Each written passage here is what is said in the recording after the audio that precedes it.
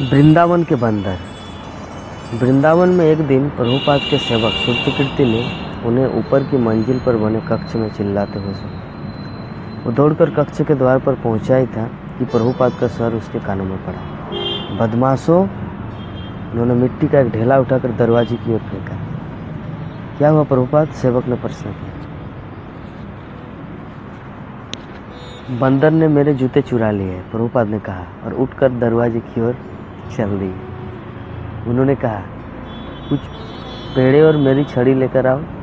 श्रुतकीर्ति उसी समय गया और छड़ी और थोड़ी मिठाई लेकर लौटा। तब तक प्रभुपाद उस बंदर को ढूंढ चुके थे। वो उनके कक्ष की छत पर बैठा था। हाथ में छड़ी लेकर प्रभुपाद ने लगभग कूदते हुए बंदर को मारने का प्रयास किया, किंतु वह उनकी पहुंच से बहुत दूर था।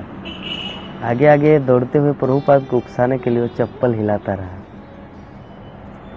ये बंदर बड़े बदमाश होते हैं, प्रभुपाद ने गंभीर और एकाग्र होते हुए कहा।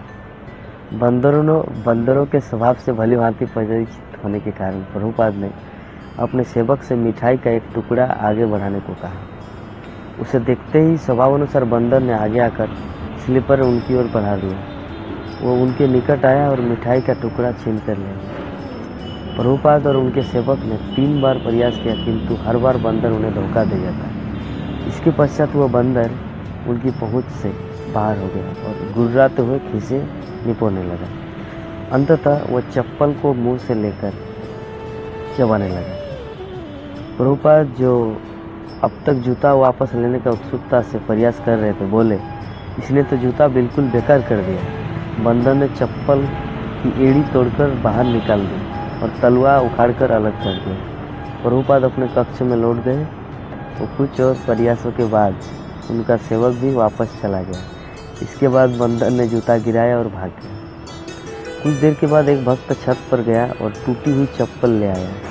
यद्यपि उस चप्पल स्लीपर की एड़ी टूट चुकी थी और दांतों के निशान उस पर स्पष्ट दिखाई दे रहे थे, तथापि प्रभुपाद ने इसे प्रयोग में लाने का निश्चय किया और इस घटना के 1 वर्ष बाद तक वो इसे पहनते रहे। तो प्रभुपाद के भक्तों ने उनसे पूछा, क्या यह सत्य है कि आजकल वृंदावन में जो बंदर दिखाई देते हैं वे अपने पूर्व जन्म में साधु थे और आध्यात्मिक जीवन में इनका पतन हो गया तथा अगले जीवन में वो इससे मुक्त हो जाएंगे?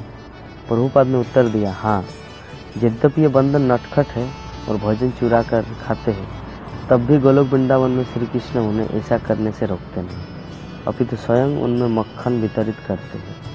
ठीक इस प्रकार निश्चित रूप से कोई यह नहीं कह सकता कि यह बंदर कौन था अथवा इसका प्रभुपाद से क्या संबंध था, किंतु एक बात निश्चित है कि प्रभुपाद ने उसे मात्र शरारती तथा धूर्त समझा और यह घटना कल्पनातीत वृंदावन धाम में घटी। All glory to Srila Prabhupada.